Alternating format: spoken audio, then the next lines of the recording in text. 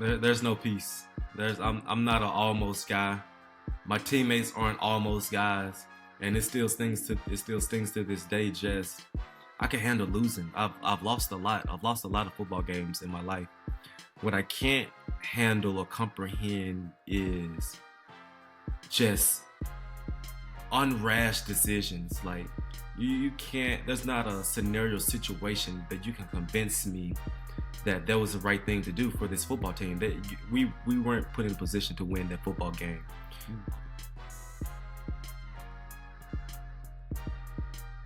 Welcome to this new episode of the Raw Facts podcast. I'm your host and producer, Ben Arthur. KJ Wright, recently retired NFL linebacker, a guy I've gotten to know over the years from my time covering the Seahawks over at SeattlePI.com.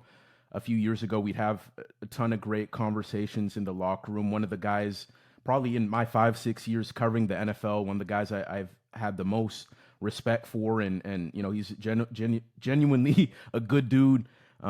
Super Bowl champion, was a member of those Legion of Boom Seahawk defenses, one of the best Seahawks of the modern era, one of the best linebackers in that franchise's history, former Pro Bowler. KJ Wright, thanks so much for being on the show. How's it going? I mean, what an introduction, man. You didn't have to say all those kind of words, but I'm doing good, man. Glad to be here. Thank you for having me. I'm glad you're doing well over there in Nashville. Love to see you growing, man. So it's pretty cool. Yeah, I appreciate that, man. And for those of you listening, it's been a while since KJ and I have talked, so it's kind of good to see his face, catch up with him. KJ, with you, I want to start at the beginning, as I usually do with my guests. I know you're from Olive Branch, Mississippi, which actually isn't that far from where I'm at in Tennessee. Olive Branch isn't a place that a lot of people know about. So Yeah. kind of take us through what Olive Branch is all about, and kind of what your upbringing was like coming up out of there.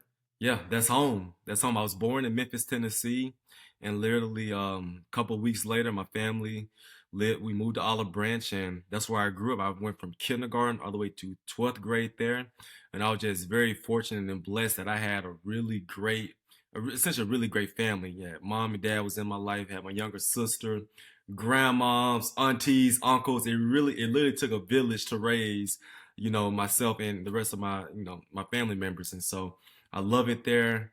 Raised in the church, every Sunday you going to church and go get the word and Sunday school. And so I definitely miss home. And just coming over here to Seattle is just a complete night and day from what I grew up with. And all these tall buildings and lakes and mountains. I'm like, what is this and why does this exist? I haven't seen anything like this. And so I love Olive Branch, play football, basketball, and track there. And yeah, Olive Branch legend. They retired my jersey this past year. Congratulations on that, by the way. And KJ, I remember a few years ago we had talked about how this was back when I was over at Seattle PI. We had talked about how like Mississippi was changing its state flag, and you had mentioned, I remember in that conversation about how growing up you would see like Confederate flags Hmm. and whatnot. I guess I was wondering, could you talk a little bit about that? Maybe what it was like for you. Obviously, a proud black man. You're proud of your heritage, proud of where you're from. But growing up in an environment like that, what was it like for you? Yeah. Kind of seeing that, knowing what it Hmm. represented, what it stood for, Hmm. and kind of coming up as a young black Hmm. kid. Well, for different people, it means different things. I just know from my point of view, when I see the Confederate flag, to me, it represents a sign of we want to keep a mentality. We want to keep a certain heritage, a certain, mindset going when it comes to how black people are treated in this country.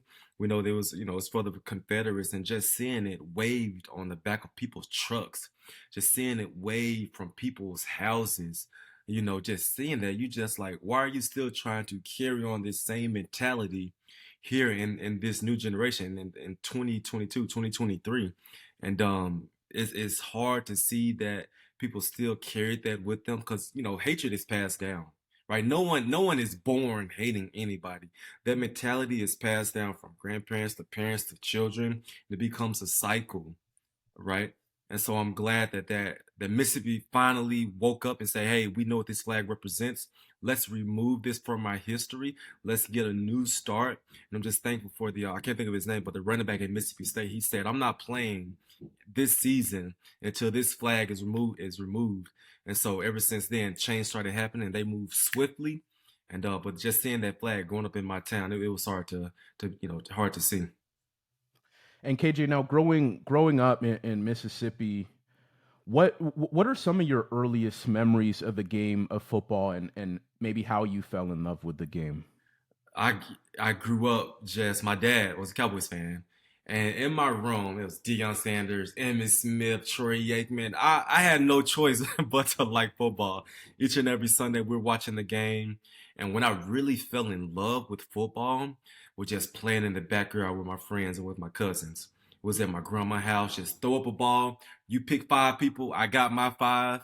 We're gonna go at it, tackle football, no pass, no helmets. We're tackling all the way to the ground, and that's where I learned my skill set. And sometimes you play with the older kids; they smack you hard. You either go home, cry to your mama, or you stay out there and you keep going. And so I contribute a lot of my toughness to the guys in the neighborhood. I was out there like 8, 9 playing against 13, 14 year olds. And so if you out here, we're gonna hit you hard and you go learn the hard way what this game is about. So that's when I really and truly fell in love with the game. And I still hold that with me to this day. Now, at that age, I guess maybe when did you realize that you could be good? I mean, you found this love of the Yeah. game. When did you know that, okay, I could take it to the next level, play in college, maybe to the NFL? I don't even know if you thought like that back then, but Yeah. when did you know that you had it? Well, I knew that I could play in college my junior year. I remember like it was just I had a phenomenal season, but when those offers start rolling in, those letters start coming in from Ole Miss, from Mississippi State, from Arkansas, you're like, okay, people like me. My game is tight, and so I just kept playing. Had a phenomenal senior year. Still hold the school record to this day as far as sacks, 13 sacks. Still hasn't been broken since 2007. And when I got to college, I was like, okay, I'm playing, I'm cool. But it hit me my sophomore year. We're playing LSU at LSU. Mm. Big, big, big dogs in town. They're big, fast, strong, number one in the nation. But I went out there and I had a very, very dominating football game. I was making all my plays, I was covering well, and it hit me. I was like, man, if I could play with these dudes, you best believe that if I, have this same thing, get bigger, get faster, get stronger, as time goes on, I'm going to be an NFL player. And so that was the moment that hit me. And I remember my dad was at that game, and he said the same thing. He said, "When I saw you out there against those dudes, I knew he was going to be something." And so that moment that really hit me then versus LSU my sophomore year. So, kind of going off of that, KJ, and I wanted to talk about kind of being in the zone as a high level athlete. Uh, it sounded like you were maybe in a zone against LSU, against all these guys, future first, second, third round picks, whatever. When you're in the zone as a linebacker, whether it's running and hitting and not thinking, just flying around sideline to sideline, getting downhill. I guess for those who maybe don't understand Yeah. that mindset or that rush, what can you say about what it's like to be in the zone as a high level football player? It's one of the best feelings in the world. And what I call it is flow state. You in this flow where you can see no wrong, you can do no wrong. Everything you do, it's like you're just gliding and plays are just falling into your lap. You're just making these tackles, getting your hands on the football. You like, the football guys have just blessed me with this feeling and I'm going to take full advantage of it. And I remember the first time I felt flow state as an NFL player. It was my third year, and Coach Norton, Ken Norton Jr., he called me out in the linebacker room. He's like, everybody hurt. Ain't nobody playing. Bobby hurt. Malcolm hurt. Nobody's playing. What are you going to do? And he literally called me out in front of everybody. Now, kid you not, I went into my room that night. I just started just talking to myself. I said, what you gonna do tomorrow? How you gonna prepare? And I just visualized myself playing the game. I got everybody lined up. And I'm just in there talking to myself in my hotel room. getting everybody lined up, making my checks, calling the huddle. We got this, boom, break. And I just visualized myself playing the game. And I kid you not, that next day I had one of the best games of my life. I was in the zone. I was in the flow state. And we can go watch that film one day. I had one of the best games of my Yeah. life, and it's just a really, really good feeling. Do you remember what game that was? Raiders. Raiders. Okay. Yes. Yes. This was Derek Year Carr's three. rookie year, so whatever season that is. Okay. Yeah, I think that Okay. was my third year. It had to be my third year. Okay. Nope, Very cool. Yeah. nope. It was my fourth year because Brock Coyle was there. Brock Coyle and Kevin Pierre Louis was there, so it was my fourth season. Okay. Okay. Yes, Yeah. sir. We're gonna have to go back through that. I'm gonna have to check that out. Uh, but you talk about your time with the Seahawks, and I kind of wanted to go there now. In your heyday, in your prime with the Seahawks, maybe what's the memory that stands out to you the most? Like when you think about like when you were really at your peak Yeah. as a linebacker in Seattle, what is the memory or the story that you maybe think about the most When I was in my prime, when you were in your prime? yeah, I would just say that I learned how to master the position. Right. I learned how to prepare in the off season. I learned how to eat properly. I learned how to take care of my body. I was like, this is my routine. This is what works for me. Now let me just enhance it. Let me master it. Let me take all those mistakes that I learned in the past, eliminate those, and just really find really great habits to further my career. Right. And I just looked at the way I took care of myself. I looked at the way that I prepared during the week. I just looked at the way I played on Sundays. I was just so consistent, right? You know what you're going to get with KJ Wright. You're going to get a guy that's going to take on linemen. You're going to get a guy that's going to be a for sure tackler. You're going to be a guy that can cover his tail off. And you're going to see this each and every Sunday. And so I picked up really good, healthy habits. I picked up a really good, healthy routine. And I kid you not, Ben, one of the most important things to a football player being great is when he comes home and home is taken care of. I thank God I have a beautiful wife. She don't get me stressed. She don't nag me. But I come home, my home is happy. My home is healthy. To see my kids, it's the mental piece of football. That's where it's at. When you're in a good mental state, you can just go to work happy, come home happy, go get your massager happy. But when life ain't good at the house, it shows up and it's like, oh, something ain't right with that dude. And so I just really had a really good solid routine that I carried and it got me to 11-year career. So when did you kind of discover this routine, and or maybe what examples, maybe a veteran player in the locker room, or what examples on another team talking to different players? What maybe encouraged you to kind of find that routine where you could consistently be at your best week in and week out? So many people invested into me. I just started off with my two OGs, what I call them, Brandon Mebane and Red Bryant. I remember my rookie year. As soon as the season ended, I go back in the gym. I started training, and they was like, "Bro, what are you doing?" And they was like, "Let your body recover. Let your body relax. Like you just Mm. went through a 16, 17 week season. Learn the beauty of letting your body recover." And so I learned how to properly rest. And then with Coach Ken Norton Jr., he had us watch film on linebackers across the league. Like I took so much stuff from a Navarro Bowman, Patrick Willis, Thomas Davis, and I just added those guys' stuff to the way that I play on Sundays. Like, man, look at what he does well. Let me practice this in the off season. And so you just learn what other guys do, and even just getting on the phone and talking to guys, just calling Sean Lee over there with the Cowboys and asking what does his off season look like and how does he get ready. And so just so many people poured in me, so many people invested in me, and all the advice you get doesn't necessarily work for you, right? Understand that everybody is different. Just because someone gives you some advice, that doesn't make it the end all be all. And Yeah. this is the solution. Know what works for you, add that to your game, and then just progress throughout your NFL career. Legion of Boom era. Everyone knows kind of what the Legion of Boom defense was. Those Seahawks of the 2010s. I mean, I was late in high school, getting into college when you guys started to really pop off.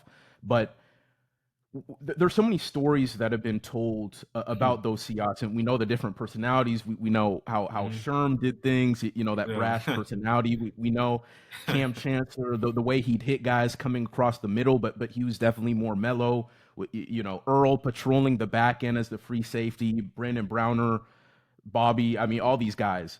But I, I'm curious, like, is there maybe a story you think about the most about those days that maybe doesn't get as much attention, or maybe something you really say to yourself, huh, that really defined who we are, but I don't think enough people kind of talk about that.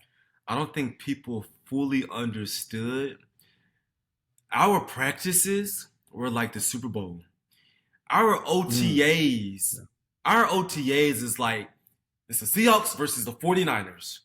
I looked at our offense like this is the Rams, this is the Niners, this is the Cardinals. We gotta demolish these dudes, right? And everybody on my side of the ball had that same mentality. They're not getting anything on us today. They're not about to run the ball. If they complete a pass, we're looking at like who they complete that pass on. Let's not let that happen again. And we was just swarming just like some bees. We were so fast. We were so connected. We loved each other. We just had this mindset like they don't get anything on us. Like 1 yard is too much, and we Mm. prepared like that. We practiced like that. We flew around like that. We got mad like that, and it's just Coach Carroll and John Snyder. They just put together a group of just like-minded individuals. A lot of guys had chip on their shoulders, right? Like Earl, he wanted to be the best safety ever. Sherm got drafted late. I was a mid-round guy. Like we just all had so much to prove each and every time we stepped on that practice field. Now, what did it say about Pete Carroll? Obviously, he's still coaching now. He's in his 70s, which is crazy. He has so much energy. I just remember that how he'd be, kind of running back and forth during the special teams portion Yeah. of practices to go with the direction of the kickoff. But I guess with those intense practices you guys had with kind of all those alpha males, right? What does it say about maybe Pete's ability to kind of nurture that competitive fire on a regular basis? Because even to this day, even Yeah. though the team is completely different, he's still known to kind of cultivate that Yeah. competitive, always compete mantra. Yeah. What does that maybe say about who Pete is as a leader and as a coach? He's a phenomenal leader and a phenomenal person. First and foremost, he cares more about you off the field than he does on the field. And Coach Carroll just had a unique ability to he let us push the needle a little bit, but he also knew how to okay, you guys pushing a little too much. Let me reel you back. And so he just did a phenomenal job of just he knew how aggressive we were. He knew our personalities. He knew the chip. A lot of guys know the egos that we had. He let us embrace that. I want you to be mad. I want you to be physical. I want you to be pissed off when you're doing this. But when it comes to the expense of, or you doing this to your teammates, or certain guys are feeling this way, let's reel it back a little bit, right? You're Mm. doing a little too much. And so he did a great job communicating how he wanted the team to be ran. That always compete stuff. It was drilled in our heads. It was literally drilled like always compete. Like, coach, don't say always compete, and we go out the walkthrough, and you say slow down. Like you're saying two different things. Like if we're gonna say compete, we're gonna compete in each and everything that we do. And so he just has just a unique ability and just I use the word programming your mind.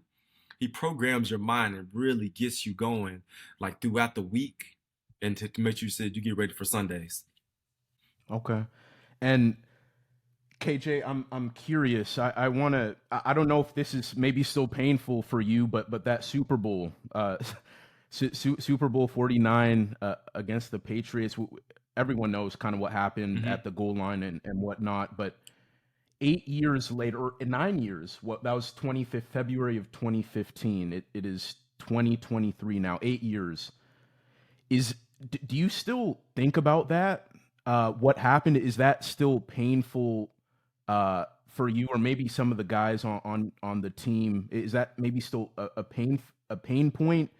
And if so, or I guess if not, how do you maybe find peace with what happened, knowing that you guys were so close, but kind of that happens. There's no peace. I'm not an almost guy. My teammates aren't almost guys, and it still stings to this day. Just I can handle losing. I've lost a lot. I've lost a lot of football games in my life.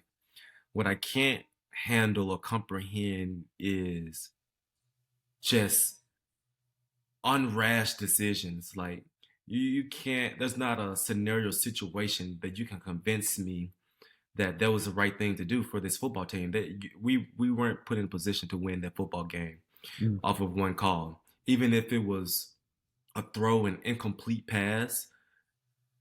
When you're in that position, when the margin of error is so small, you got to be spot on. And just for us to lose that way, for me not to be able to call myself a back-to-back Super Bowl champion, that hurts. And I watched the game highlights to come on. I changed the TV. I can't. I don't watch that. Like I can't. No, Mm. turn that mess off. I'm not watching that stuff. And so, hard lesson that we had to learn that day. And when you're put in that position, just do what got you there. Just do the little things right, and everything will take care of itself. KJ, if you can't find peace, how do you move on, right? Because life obviously goes on. You got to literally move on, but when you still maybe struggle to grapple with it or kind of thinking about what if, how do you move on mentally? I could have moved on if I'm sure I word this properly. Give me some time with this one. Okay. Um, you know how something happens to you in life and you just want an apology from people? Like, I just want you to acknowledge what you did to me and we cool. Some people get that, like, all right, we good. Boom, boom, boom. Some people don't get that and they hold this thing inside of them. Like every time every time I see you, I can't help but to think of how I got wronged. And I just felt like for me, I didn't get a good enough explanation until what happened. Mm. I didn't get a good explanation of what happened and why. And so it's gonna take me some time, but to this day, I'm still mad. I'm still angry. And Mm. that feeling lasted in that building for years. Like I would say about 4 years. You could feel the energy in that building. We're all Mm. mad at each other, but no, but Mm. we didn't have that transparent conversation as coaches and as players to really get it out of our system.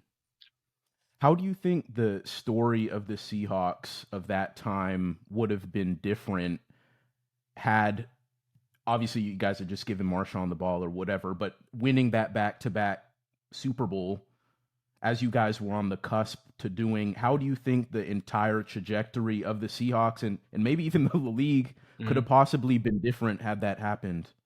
Well, here's the thing.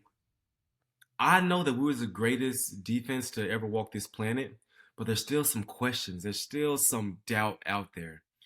If we win both those Super Bowls, we potentially go to another one because no one's leaving. Everyone was coming back. Literally, we had the entire team there.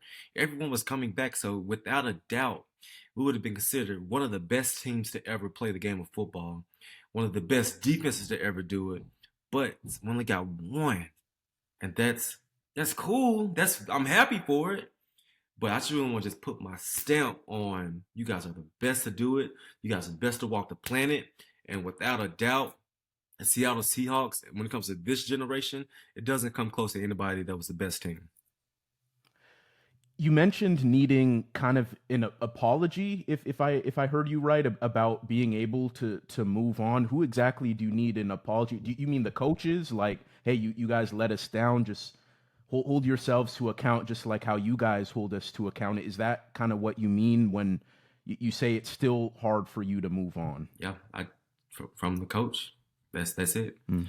I, it doesn't. Who else gonna say? you, Yeah. is explain the thought process. Explain, and it was explained. Let me be clear. It was explained, but it didn't make sense in my brain. So maybe I'm messed up. Maybe I'm messed up because it didn't make sense in my brain. But it was explained the thought process, but it doesn't register with me. I don't get it. Mm. I So see. maybe I have some own personal stuff that I need to fix with KJ. but I ain't Yeah. got there yet. I haven't gotten there yet. Yeah. And to kind of move on, KJ, the end of your time as a player with the Seahawks, 2021 offseason, uh, if I remember right, Seahawks didn't kind of give you the kind of contract you were looking for. You signed with the Raiders. I guess how painful was that, or how difficult was that decision? Right, like you literally come of age in Seattle, you become who you are in Seattle. You grow up in Seattle as a man. Yeah. Obviously, your wife and build your family, your roots, and you're not able to continue in Seattle as a player. How difficult was it for you at that time signing with Las Vegas? Well, just to be clear, no contract was offered. I didn't get it. They didn't offer me anything. And hats off to Coach Carroll. He was pretty transparent throughout the whole process. I give him credit for that. Mm, We met in the weight room, and he's like, "Hey man, this is the situation. Jordan Brooks is here. We drafted him in the first round, and if something happens, someone gets hurt, something pops up, we'll bring you back. But other than that, we can't make it happen for you." I said, "Coach, thank you for this thank you for this honesty." mm, And for me, it was easy to sign with the Raiders because I didn't have any other offers. Nobody else offered me a mm, contract, and so it was a very. When we talk about mental health, when you're talking about confusion, sadness, I was in a bad space. I was in a really bad space just to see my teammates go to OTA, see my friends go to training camp, and I'm at the house coming off the season that I had. This is a bad feeling. Why? My body was on the clock. It's training camp, but I'm home with my wife and kids. Daddy's supposed to be gone right now. I don't know why I'm here. I love y'all, but I need to be doing what I do. And just to go through that, I grew in that space. I learned how to handle my emotions. I learned how to pray more. I learned how to meditate more. But yeah, that was a very unique experience for me. Very it was an emotional roller coaster. It was an emotional roller coaster, more going downhill than coming back up. But just part of my journey. and I want to kind of hit on more about that, KJ, kind of the mental health aspect to it, because on the outside, I think a lot of people will see, a long time stalwart of a team, like being a play 6 to 10 years or Yeah. whatever, and the team cuts them or they don't get re-signed. And I think a lot of people just expect the player to just move on. Where as a guy, as a player, right, you've invested so much into your craft with this particular team, built particular bonds within that building or culture of that team.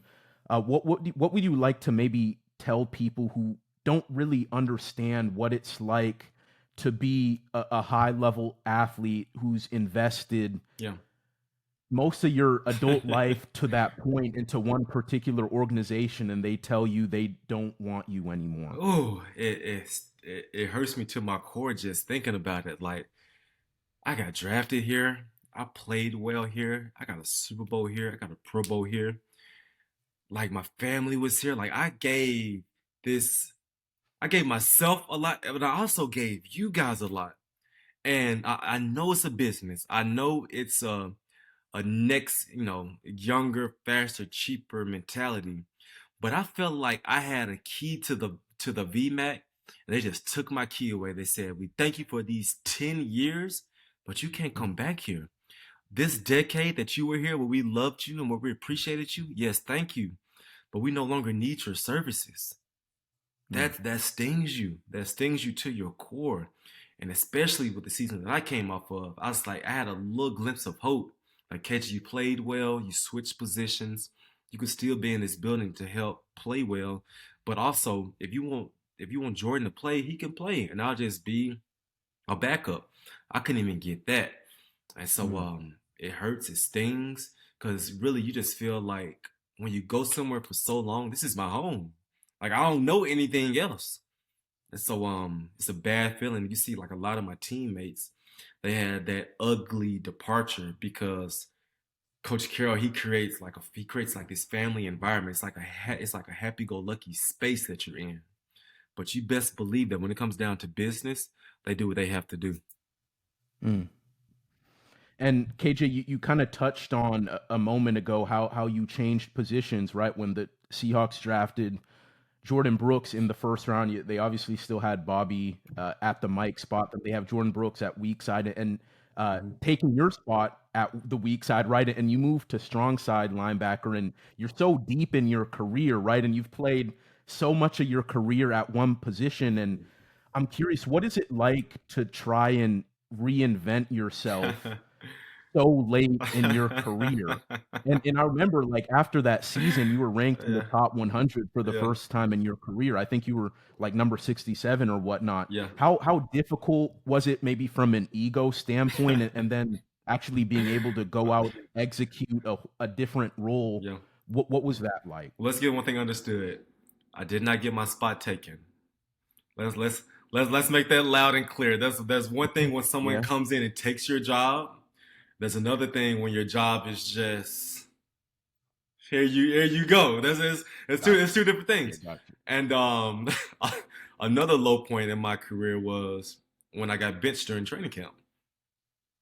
Like my coach called me and said, "Hey, we got to talk. Come in my office." I'm like, "What? Like what? Why am I not playing all three downs again? Am I playing bad? Am I not looking good? Like if we're going to compete, let's compete. Don't just." And I get the business side. There's a business to it. There's a business to it. Hmm. Like we made this investment. We got to make this investment look good. But in my brain, I'm like, I thought we want to win ball games. Let's play ball. And so when I did switch my position, I switched my position because Bruce Irvin got injured. And so go to Sam linebacker, KJ. I haven't played Sam linebacker since my rookie year. And so when I first got started, I was rusty. I didn't look good. But one thing about me, I take coaching well. I try to master everything I do, and I'm a well-rounded player. I did Sam, Mike, and Will throughout my whole entire career, and was damn good at all three of them. So I'm like, okay, KJ, this is the situation. You're not at Will linebacker anymore. You're at the Sam. The Sam linebacker doesn't make too many plays. What are you going to do to reinvent this position? I had to tell myself that. What are you going to do to make your plays? Because usually you're just taking on linemen, getting blocked and stuff. So I had to find a way to take my will linebacker mentality to the Sam linebacker position. They don't want to be like this knucklehead just taking on linemen. I said, no, I'm going to get mines. And so I had to find ways to be creative. I had to find a way to put myself in certain positions. I had to find ways to bait guys to throwing it my way. That was something Bobby was good at. Bobby found a way to bait people to throw the ball his way. I was like, okay, here I am. Let me find ways to make my plays. And for me to have one of my best years in my 10th year, coming off of shoulder surgery, coming off of switch positions, That's right. I forgot about that hats off too. to me. Hats off to KJ Wright. Yeah. Yeah. For sure. Yes, And sir. and KJ, I wanted to talk about your season in Las Vegas with the Raiders. Obviously, you were just there for 1 year, but man, you guys had a lot of stuff go down. I mean, John Gruden's email scandal. He's out as coach. What is it? Damon Arnett gets released, highly touted first round corner because of off the field stuff. And then the Henry Ruggs situation, very unfortunate situation where he's in a crash, kills a young woman and her dog. He gets released. You guys have all this going on, and you're still supposed to play football. And you guys still made the playoffs with an interim head coach in Rich Bisaccia. How? What do you remember about that season? How difficult was it to focus on football with everything going around? It just seemed like there was always something. And it started with Coach Gruden getting fired, and he explained to us what was going on. He was like, yeah, there's some emails going to get released, and I said some stuff.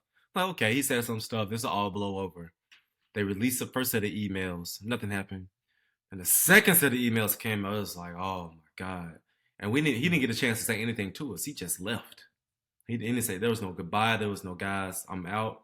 We didn't see him. We had a game, and that Monday he was not there. And just dealing with tragedies, and it's hard. A lot of people love those guys, and I just met them, so I didn't really know them. A lot of these are guys that's phenomenal people, phenomenal football players, and they're gone. And so it's just hard to just deal with off the field stuff when we're playing one of the best. We're playing the NFL. This is the best of the best. We need to focus on our opponent. We're just focusing on a lot of stuff in the building. So just hats off to the leadership that we had in that building. Derek Carr was phenomenal. I was there. Max Crosby was there to make sure, like, hey guys, all this stuff does suck, but we still have a task at hand. We can still achieve something special throughout the season. And so just hats off to the leadership to have to just help navigate throughout those tragedies throughout the year. And KJ, but to be able to retire as a Seahawk, right? You signed that 1 day contract. What was that like for you? You come in the building, you sign the papers, whatever. You have your wife there with you, your family's there for the press conference, and I remember you did get emotional. What kind of came to your mind about kind of your career, your life in Seattle as you were calling it quits. You're hanging up the cleats. Yeah, Take me through what that was like for you. it was it was everything to me. Just to when I look at my life, like I didn't achieve that by myself. I had so many people to thank, from my parents to my wife to my coaches to my teammates to the athletic training staff. There were so many people that poured life into me, so many people that believed in me, so many people that looked up to me and that I learned from. Like this was my life since I could remember. Football was my life. Played it since I was 10 years old. Hmm. And you just take all of that and you was like, it's done. What? What? That that's Yeah. that's not that's not just something you just do. That's not something that just happens easily. Like this is my life, and I'm saying goodbye to the game that changed everything for me. And so yeah, heck yeah, I was emotional. Heck yeah, I was crying like a baby when they showed me all my stats, all my accomplishments, what I've done over my career, the stuff I've done off the field. I did some really cool stuff in my lifetime, and I'm just super thankful that I followed God's plan for me, because I could have screwed it up. I could have chose not to show up for workouts, or chose to do some silly stuff, but I made a lot of good decisions, and just so thankful that for everything that I accomplished. I think with elite athletes, whether retiring from the NFL, NBA, whatever league it is, it seems like the transition to retirement is kind of different for everyone, right? You see the guys that struggle, go bankrupt, what have you, and then you also see the guys who figure out kind of that next thing and pretty quickly that they kind of thrive in that new aspect of their life. For you, what has that transition been like? I mean, you've been retired for about a year Hmm. at this point. How what is kind of post football life been like for KJ Yeah, Wright? I remember when I first was decided to retire. I said, KJ, take your rest, relax, take a chill pill. You've been working for the past since you've been in college. You had essentially a full-time job. Take your rest, man. Enjoy your family. Just dip and dab in the little stuff, but don't get a full-time job and get back to the grind. And so I did that. And around November, it hit me. Like, all right, I think you're well rested. Let's get your butt back to work. So it hit me. I'm like, dang. Like, okay, got a lot of time on my hands. I'm used to being busy like 8 hours of the day. And so I was on my retirement high, like moving and grooving. Don't got a job. I'm free. Got money in the bank. Life is good. But then it hits you like, okay, man, you need to be doing something. And so it's not that I missed football. It's just I'm used to being busy. And so Mm. I went to eat with my wife like last month, and I was like, babe, what season do you think I'm in? She's like, you're in the season of saying yes to everything. She's like, she said, you literally are saying yes to everything. And so if you look at my calendar now, my days is full with just I'm here, I'm here, I'm here. The space that I'm trying to get to now is where I'm just more aligned. Like I'm aligned with my vision, I'm aligned with my schedule. I have my routine that I kind of had when I had football.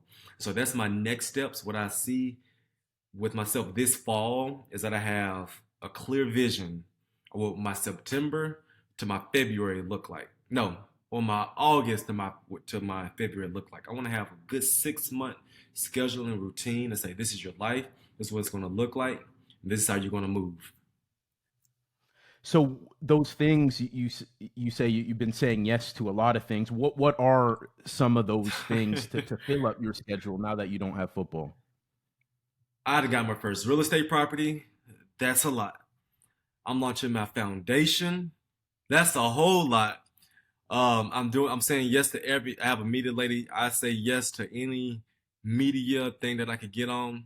That's a lot. And just meeting with people, catching up with people. Hey, I'm having this. Can you come speak at my school? Absolutely. Yes. When and where? Oh, I'm doing this. You want to come? So I just need to find a way to just align myself better. Don't gotta say yes to everything. Resting is okay. Having something, a day where you don't have anything, that's okay as well, KJ. You can take a day where you take a nap throughout the day and you'll be all right. You know what I mean? And so I've Yeah. been saying yes to a lot of this stuff. And with the real estate and with the foundation, I gotta say yes to it now so this aligned down the line. The media space. I know you have a passion for it. I've seen you do a lot of radio stuff in Seattle. Um, I saw you doing some stuff with the NFL Network too. I know you've done like some film breakdown stuff as well. I guess why has that kind of been a passion for you, and where do you hope to take that? I love the game, and the way that I saw the game was my football IQ. I would put my IQ against anyone on this planet. And when it comes to how you know the game, how you see the game, what just happened, how did it happen, whose fault was it, great play call, bad play call, like I see the game like no other. And my goal is to be in the booth on game days, analyzing it to fans, to really explain to people what happened. And no, this 80-yard run didn't happen because Dalvin Cook is so special. This 80-yard run happened because his linebacker was in the wrong gap. You know what I mean? And so Yeah. I just can't wait to just bring that to life for the fans, and that's going to be my next step. And KJ, you mentioned Dalvin Cook, and I totally space. I know I have to ask you this question. Who was the toughest running back that you've faced in your career, and why? Michael Turner is the toughest running back I faced, Mm, okay. and biggest thighs that I've ever seen. Thighs about this big, and I couldn't tackle him. Like I'm a tall, lean guy. He was a short, stocky guy, and when I would hit him, I would literally fall right off of him. And I'm like, why can't I tackle this dude? And so he runs hard. He has a low center of gravity. And I'm like Mm, the way I tackle, if you watch most of my tackles, I'm like a grabber. I hit you and I hmm. grab onto you. I couldn't grab onto his legs because they were just so thick and just so big, and I just couldn't bring the man down. So, hands down, the hardest running back I ever had to tackle. And KJ, we've talked about the kind of the mental health thing a little bit, but I want to touch on that a little bit more. And also, I know financial literacy for NFL players is something you've kind of preached to, whether guys retired or guys still in the league. I guess why are those two things so important? Do you think for guys in your space? Well, I believe that financial literacy is important for every human being on this planet. That's what my foundation is about. I want to empower these young kids with the proper tools to just understand the basics. Let's just understand the basics of budgeting, of saving, of credit, of investment, so that when we do get money, we understand how to move properly, right? When you are an NFL player and you get this $200,000 check, understand that Uncle Sam is going to get his cut. So don't just go out and just buying all this stuff because this is how money works. And so finance is something that's very important to me. I want my NFL brothers to do better. I just want people to do better in general. So that's a mission of mine with the mental health space. That's just that's a real deal. I want really want men to understand, like, hey, it is okay to be in touch with your emotions. It is okay to cry. It is okay to say I need help. It is okay to say that, yeah, I'm struggling right now, right? I Mm. believe that the best therapy is when you get it out of your system, when you express yourself, express your feelings to people that you trust. And so that's a stigma that I do see is being broken over time. You know, the big bad macho tough guy. As men, yes, we are big and bad. We are tough. At the same time, we got some things that happen in our life. It's like, man, this hurts right now. And you need someone you to talk it out.